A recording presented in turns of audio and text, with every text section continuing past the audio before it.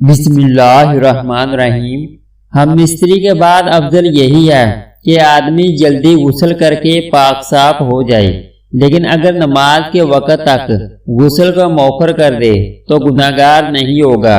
البتہ فجر تک غسل کو مؤخر کرنے کی صورت میں اگر ہم مستری کے بعد سونا ہو تو بہتر یہ ہے کہ آدمی استنجا اور وضو کر لے، پھر سو جائے اور پھر بیدار ہو کر غسل کر لے۔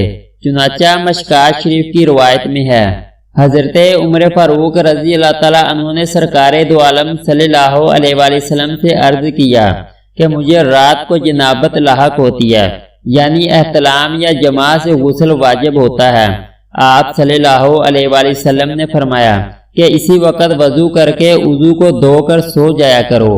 یہ وضو کرنا جنبی کے سونے کے لیے طہارت ہے، یعنی جنبی وضو کر کے سویا تو گویا وہ پاک سویا۔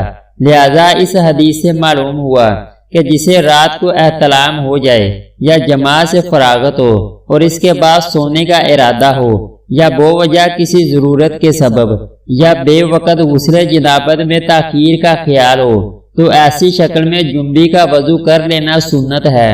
جنبی کے لیے نماز، طواف اور مسجد میں ٹھہرنا اور قرآن مجید کی تلاوت اور اسے پکڑنا حرام ہے، لیکن اس کے علاوہ باقی کام کرنے جائز ہیں۔ لہذا عورت پر کوئی حرج نہیں کہ وہ جنبی حالت میں کھانا تیار کر لے، یا پھر گھر کے دوسرے کام کاج نپٹانے بھی جائز ہیں، اور اسی طرح بچوں کی دیکھ بھال بھی کر سکتی ہے۔ اس کی کئی ایک دلیل موجود ہیں۔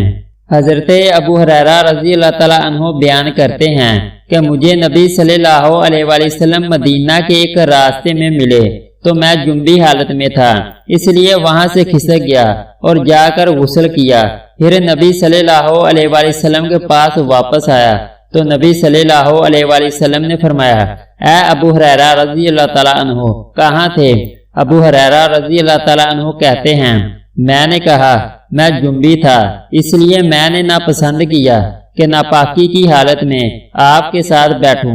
تو نبی صلی اللہ علیہ وآلہ وسلم فرمانے لگے، سبحان اللہ، مسلمان تو نجس نہیں ہوتا۔ حافظ ابن حجر رحمہ اللہ فتح الباری میں کہتے ہیں، اس میں اس کا جواز پایا جاتا ہے کہ غسل جنابت کو اس کے واجب ہونے کے اول وقت میں تاخیر کی جا سکتی ہے، اور اس کا بھی جواز ہے کہ جنبی شخص اپنی ضروریات پوری کر سکتا ہے، لیکن افضل یہ ہے کہ جنبی شخص کو غسل جنابت میں جلدی کرنی چاہیے کہ کہیں وہ غسل کرنا بھول ہی نہ جائے، اور اگر کھانے پینے اور سونے سے قبل وہ جنابت کی حالت میں وضو کر لے تو یہ بہتر اور افضل ہے، لیکن یہ یاد رہے کہ یہ وضو کرنا واجب نہیں بلکہ یہ ناپاکی میں کمی کے لیے ہے، اور وضو کرنا مستحب ہے۔ اس کے بارے میں کچھ احادیث مروی ہیں۔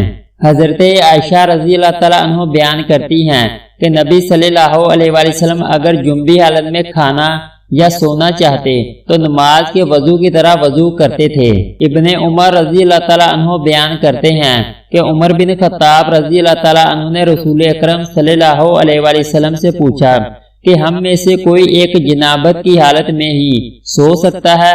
تو نبی صلی اللہ علیہ وآلہ وسلم کا فرمان تھا، جب تم میں سے کوئی وضو کر لے تو وہ جنبی حالت میں سو سکتا ہے۔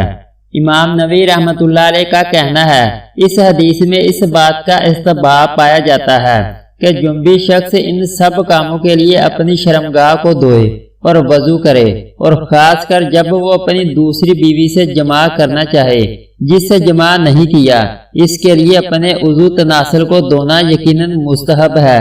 ہمارے ہاں اس وضو کے واجب نہ ہونے میں کوئی اختلاف نہیں۔ امام مالک اور جمہور علماء کرام کا بھی یہی کہنا ہے۔ شیخ الاسلام ابن تیمیہ رحمۃ اللہ علیہ کہتے ہیں، جنبی شخص جب کھانا پینا یا پھر سونا اور دوبارہ جماع کرنا چاہیں تو اس کے لیے وضو کرنا مستحب ہے، لیکن بغیر وضو کیے سونا مکروہ ہے، اس لیے کہ نبی صلی اللہ علیہ وآلہ وسلم سے ثابت ہے کہ آپ صلی اللہ علیہ وآلہ وسلم سے پوچھا گیا کہ آیا ہم میں کوئی ایک جنبی حالت میں سو سکتا ہے؟ تو رسول اکرم صلی اللہ علیہ وآلہ وسلم نے جواب دیا کہ جی ہاں، جب وہ نماز کے وضو کی طرح وضو کر لے تو سو سکتا ہے۔ اگر آپ کو ہماری ویڈیو اچھی لگے تو اس کو لائک اور سبسکرائب کر دیں۔